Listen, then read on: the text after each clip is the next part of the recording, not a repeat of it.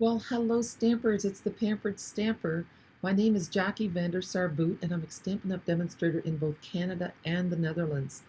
And today, as you're watching this video, I am in Canada visiting my mom and my kids and celebrating my daughter Rachel's graduation from university. She graduated from Carleton University with a Bachelor of Science in Cognitive Studies, so I'm super proud of her. Today, I am making a cute little box. Let's take a look. I'm using the paper from Countryside Inn, and I'm going to show you the box before we even get started. I think it's so adorable. It's just a cute little box. When it's done, it measures 6 inches tall, and you can just fill it with a cute little thing and give it to somebody for their birthday. So I think it's lovely. The flowers and the leaves are from, let me think, Petal Park, right here. And Petal Park comes with a punch, which is wonderful. So I'm going to show you how to use that. And we're using boho blue. And the last thing that we're using is the Stylish Shapes dies. I love these. I reach for them all the time. This is what they look like. They're squares, circles, and little banners, 4 of them. So 5 squares, 5 circles, and 4 banners. I love them very, very much. Highly recommend them. When you're watching my videos, there's 2 little words underneath the video that say show more. If you click on those, that's where you get all your links and the story behind the project. So I hope you do that. So I have this little piece already done. You know what? Maybe we'll start the stamping first and then we'll make the box. So we're using for the words, the birthday wishes came from, ooh, joyful, something joyful. Let's find it. So yes, the saying came from lasting joy, and I'm going to use birthday wishes. So because I'm not using a Stamparatus anymore, it's not available, I use my little silicone mat, and it gives just a little bit of squish. We're going to open up our boho blue ink pad. Just a light tap, tap, tap. You don't have to squish hard. And then I want to do it off to the side so I have room for all my little blossoms. So there we have birthday wishes. And then actually, you know what? We're going to do this right away. When you stamp an image that goes with a punch, always check your punch first. Turn it upside down. The paper is going to go in like this. So you want to make sure that your images line up. So you want to stamp it like this. Okay? Otherwise, they won't line up, and that's always disturbing. So we're going to stamp it like so. And you can also, watch this, I'm going to stamp it again, because this one is also a 2-step stamp. See, there's also a solid image in here. So I keep all my little extra bits. Usually I put them in a little baggie, but I forgot to do that this time. Haven't done it. So we're just going to put this on the other side of the block. Peel this one off. I should have cleaned it, but I didn't. So now I'm going to ink it up again in in boho blue, but I'm going to stamp off for a minute because I want it to be softer. And then look. Isn't that pretty? And now we're going to take our punch and punch them out. And that way I keep having more flowers. And then you just kind of turn it so that it looks exactly the way you want it to. Then clamp down gently. And then grab it with 2 hands and squeeze. So that's the trick for a punch. You don't want to lay it down on the table. You want to guide it to where you want it to be and then slowly clamp down and then move it again if it's not good. There. Clamp slightly and then take 2 hands and squeeze. All right, now I think I could probably throw that in the garbage. All right, so here we have the little box. Let me show you. So we're going to take this, and I like to lay my flowers out first. So then one here, and then I did a darker one. Oh, I don't see my dark one. That's too bad. I wanted that dark one right here. It's gone missing. Okay, I found my dark blue flower. I love the different shades of blue. And then I have some leaves. The punch also does leaves, see? But I have them already done and I don't feel like doing it again. I'm being a bit of a lazy stamper. So now I'm going to put little dimensionals on the back of each flower. A big one on the big flower, and then I'm going to use mini dimensionals on the 2 little flowers. And I guess a big one would have worked here. but I like using the little ones, and that way if you need to tuck a leaf underneath, you can do so because there's a little bit of wiggle room.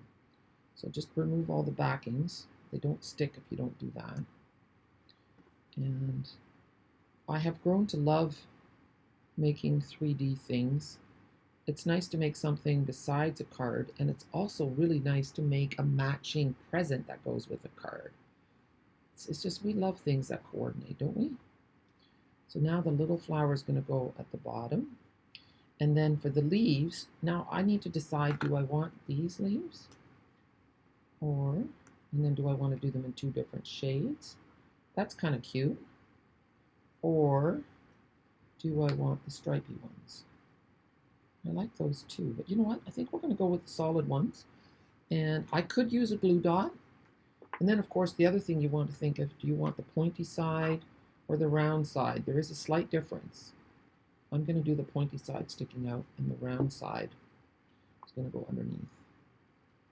So there's one. Oh yeah, and we're going to do 2 different shades. And here's the other one. There. And now we're just going to lay that aside. Isn't it pretty? And we're going to make our box. So I'm going to put my lid back on. And we're going to move this out of the way. And now we're going to trim our paper. So we have a piece of paper here. This is the piece I had laying around. And we're going to cut it at 6 inches by, let me see, 6 inches by 7 3/4. So I'm first going to do the 7 3/4. And then I'm going to cut it at 6 inches. And if you close the arm of your trimmer, it right away goes to 6 inches here, which is really nice. So I have 6 inches by 7 3/4, and we're going to score it at 1 1/4. And you know what? I actually, when I'm doing boxes, I like to use the Score Pal. So let's have a look. You get more accurate measurements when you use this scoring tool. And it has a scoring thing that goes right with it. So we're scoring at 1 1/4. I'll make sure it's tight into the corner, otherwise it's only as good as the operator. 1 1/4, 3 1/4, 4 1/2, and 6 1/2. Okay, and then we're going to turn it, and we're going to score at, oh, I want it to go on this side. This is the bottom. I'm going to score that at 1 1/4. Okay, now we'll move it all the way, and see, here is where the scoring thing just clips right in, so it's really nice. There's also a metric plate that you can do if you prefer to use metric. So now what I'm going to do is just fold on all the score lines, and we will use a bone folder because that's a good idea. I'm just doing this because I need to trim a few things. So you can't really see the lines very well, but we want to cut down on each flap.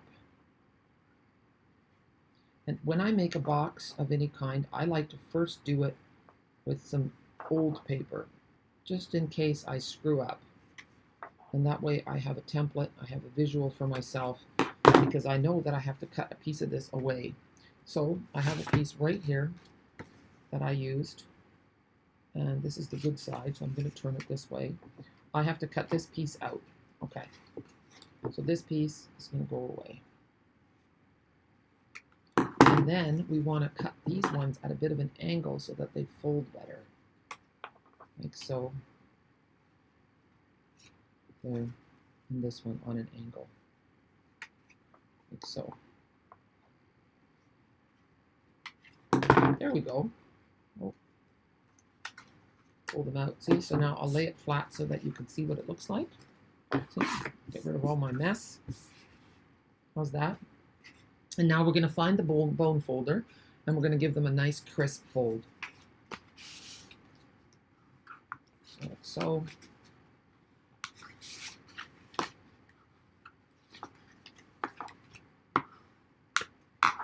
There.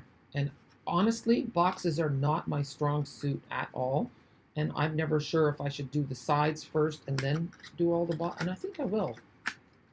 You're going to see it. If I can do it, you can do it. And so another trick is to lay it flat like this and then just fold it in half like so. Yeah, that's pretty cool. I'm thinking we can also do it that way. Maybe we'll do it this way. Yeah, this one's a little bit shorter. Doesn't overhang. So now we're just going to put adhesive on here. There. And then we're going to go like so. And I'm going to tuck those in. I'm going to put a little bit of adhesive on here. Fold it shut. Then put some adhesive on this flap. Fold it shut. And then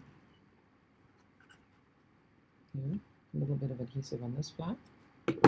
Fold it shut. And then what I do is, because you can't press on this too hard, I like to turn it upside down, put it flat on my desk, take my bone folder, and just kind of do that.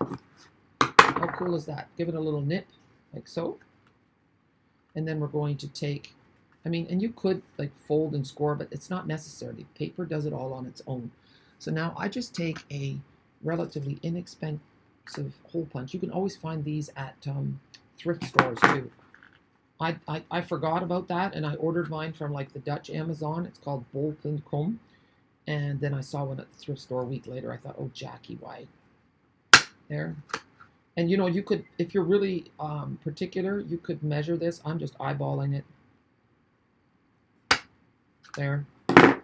And then, see, and mine is off, right? If you care about those things, that will drive you completely bonkers.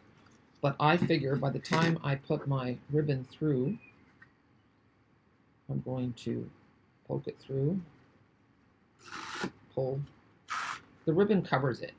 So, I've learned that good enough is good enough, and don't sweat the small stuff, and it's all small stuff.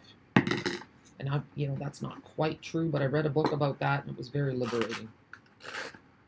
So now, of course, put your things in there first. If you're going to put candy in, or a little necklace or something, do that first. And then we're just going to tie this in a bow. And this might be a little bit short. It's too short. Let's do it a little bit longer. I hate wasting ribbon, you see, there. But a nice luxurious bow is always fun. So in a knot, a loop, just like your shoes. Keep the pieces flat, that helps. And then tie it nice and tightly, and then pull them down. There. And then we trim our edges, and then we're going to put our nice little circle on the front, and then we have a lovely box.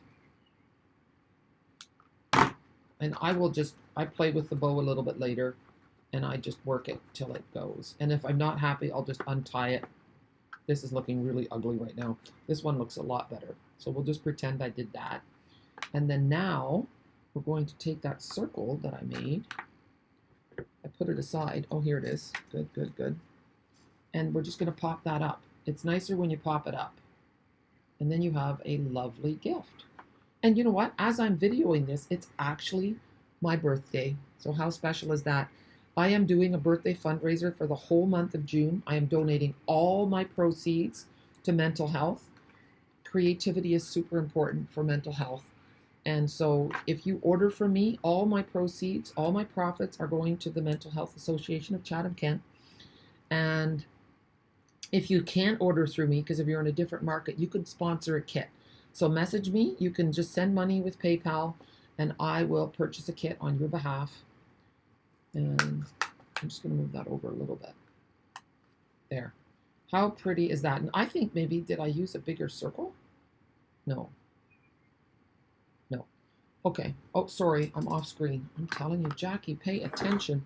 I was so excited about my birthday fundraiser. So message me if you need details. It's on my blog, thepamperedstamper.com. And yeah, I hope you like this little box. Let's go over it again. It was 6 inches by 7 3/4, scored at 1 1/4, 3 1/4, 4 1/2, and 6 1/2. Then you turn it and score at 1 1/4. I hope that's helpful. If you loved this project, give me a thumbs up, leave a comment, and please share. There's a little share button underneath, and then you can share it on Pinterest or Facebook or wherever. So I appreciate you. I'm so glad you're here. Have a super day. Bye.